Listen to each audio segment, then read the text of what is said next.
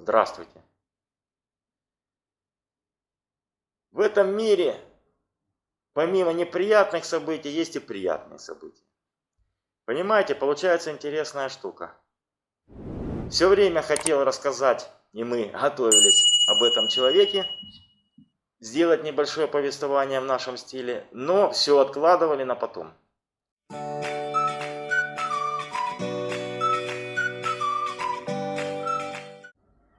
Но позавчерашнее событие, а именно попался в руки новый альбом группы Liquid Tension Experiment под названием 3, свежайший.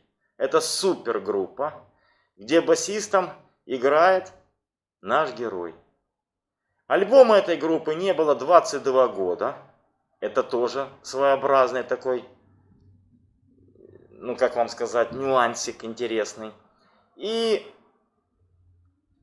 прослушивание этого альбома превзошло все наши ожидания. Супер качественный продукт именно для умных, интеллектуальных людей.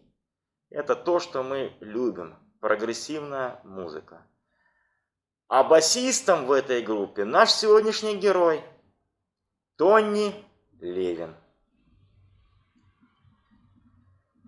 Скажу без ложной скромности, эта фигура в современной музыке, и не только рок-музыке, очень и очень значительная.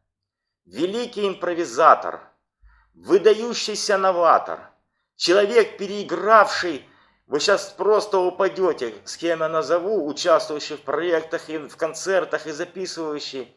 Погнали. Кинг Кримсон, Питер Гэбриэл, Дэвид Боуи, Пинк Флойд, группа Yes, Dire Straits,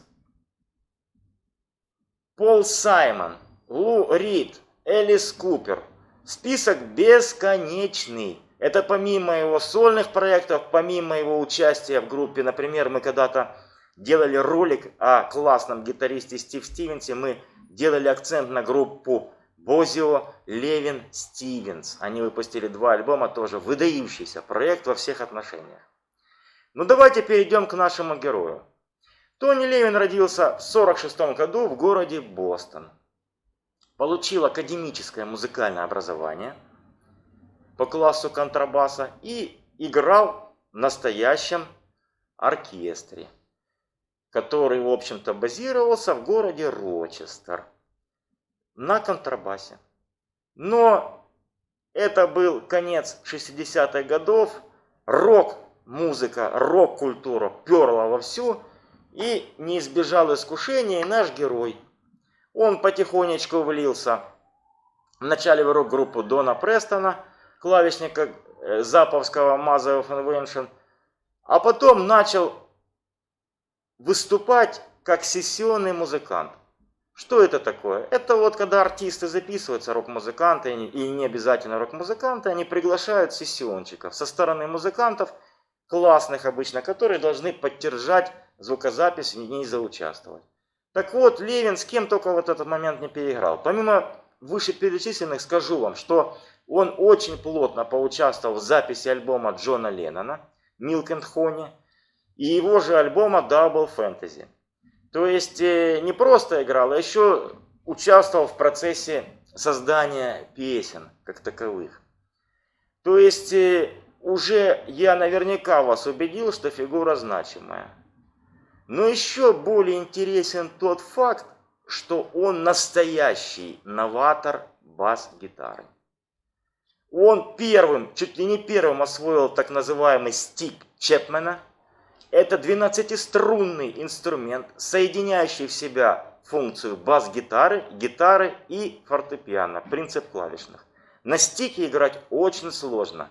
Левин, вот вы посмотрите, в YouTube полно материала с его стиками, играет на нем просто виртуозно. И вот даже альбом 2008 года называется «Стикмен». Человек-стик. Там, где он вовсю, что называется, Ивановскую разошелся и выдал такой класснючий материал, что слушается он всегда свежо и по-новаторски. Конечно, главная группа его жизни это King Crimson, в которую пригласил Роберт Фрип, который впечатлен был его мастерством. С King Crimson он записал серию выдающихся альбомов, начиная с их первого альбома 1981 года «Дисциплина», того состава. Поэтому человек, что называется, постоянно в действии. Еще один удивительный момент. Он изобрел технику игры, которая называется Funk Fingers. Что это такое? К пальцам приделываются барабанные палочки, буквальным образом, и этими палочками он по басовым струнам начинает стучать. Получается очень интересное звукоизвлечение. Казалось бы, просто, но тем не менее, я вам скажу, и слушается, и смотрится. Очень интересно. Как раз то, что люди сейчас больше всего и любят. То есть, вы, например, могли его слышать, везде, у многих музыкантов, даже у попсовых. У того же Сила он играл, записывался, у Эроса Рамазотти. И не могли не знать, что это именно он, Тони Левин. Лично мое мнение однозначно, что это на сегодняшний день сильнейший бас-гитарист в мире, который помимо всего еще и скромен. Вот, например, он записывается в этой группе Liquid Tension Experiment с ребятами из Dream Theater. Это легендарная группа, скажем, выдающаяся группа прог-металла Dream Theater, там, где барабанит Майк Портной. Так вот, Майк Портной обладает удивительной способностью. Как говорит Тони Левин, он что-то, когда слышит интересный музыкальный фрагмент, у него состоит задача сыграть его в 2 раза быстрее. Так вот, Тони Левин признался, что он в техническом мастерстве уступает музыкантам Dream Theater. И этим своим признанием он, конечно, шокировал музыкальную общественность, потому что Левин считается виртуознейшим бас-гитаристом, но он поправился. Речь идет о скорости исполнения. У него классическое образование, и рок-культуру он впитывал тогда, когда не было момента ускорения, такого как сейчас в музыке. А сейчас молодые музыканты стараются друг друга перещеголять именно в скоростном исполнении. Хотя Майк Портной уже не молодое время, уже быстро идет, уже за 50, но тем не менее скорость у них исполнения выдающаяся. И вот Левин, я бы сказал, даже пыжится за ними угнаться. Получается это у него очень и очень здорово. И еще один приятный момент. Можно считать, что он фактически наш человек где-то. Потому что его родственники, родители, что по материнской, что по отцовской линии, происхождением из Российской империи. По отцовской линии из Минска, Беларуси, а по материнской вообще из-под Киева. Деревеньки 100 километров от Киева на юго-запад. Мать помнит жизнь на Украине, она в 21 году отсюда выехала, как раз попала в жернова гражданской войны и чудом спаслась. Поэтому Левину очень приятно посещать, он действительно открытый, контактный человек, обладающий помимо музыкальных гигантских познаний и пристрастий блестящей интеллектуальной подготовкой. Его интересуют очень многие вещи, происходящие в мире. И вот с его шикарного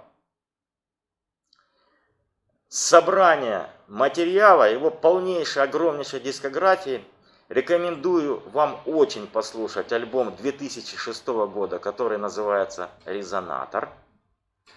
Он посвящен и создан на мыслях Левина о судьбах человечества, о научных достижениях и о будущем. Такой своеобразный прогноз.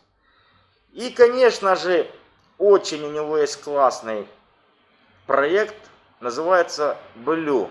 Это сокращенная аббревиатура Браффорд Левин Юпер Экстремист. Там этот проект сделан с барабанщиком, классным барабанщиком Биллом Браффордом, который стучал в King Crimson, в том числе вместе с Левиным. И там же удивительный духовик, трубач Бати. И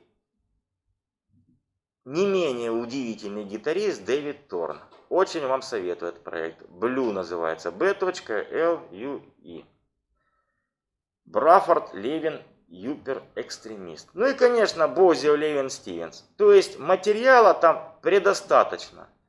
Для того, чтобы, например, мало ли, может быть, среди наших зрителей есть и музыканты. Не, я знаю точно, что есть. Я имею в виду бас-гитаристы, и которые, в общем-то, не знают этого имени. Это вам открытая школа. Левин не стесняется выставлять свои приемчики в YouTube. Там эти есть. И сами ребята доморощенные материалы выставляют очень класснючие. Поэтому стоит посмотреть его. Стоит. Сам он говорит о том, что современная музыка даже несравнима с прошлым. У каждого периода времени есть свои герои. Но то, что надо изучать наследие прошлого, это однозначно. Скажу вам еще такой интересный момент.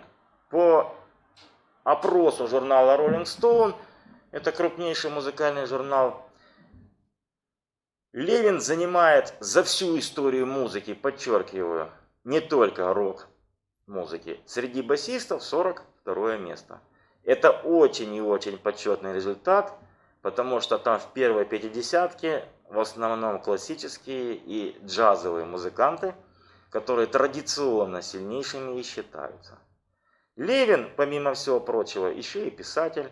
Он издал 2 книги свои. Например, одна у него есть книга, она, правда, к сожалению, не переведена на русский язык. Это его эссеистика, посвященную жизни за кулисами, его впечатления от инструмента под именем бас-гитара, его мнение о инновационной музыке достаточно интересные. Еще раз подчеркну, это настоящий мыслитель от музыки. Он достоин вашего внимания. Я думаю, что мы заинтересовали вас этим знаковым персонажем современной рок-сцены.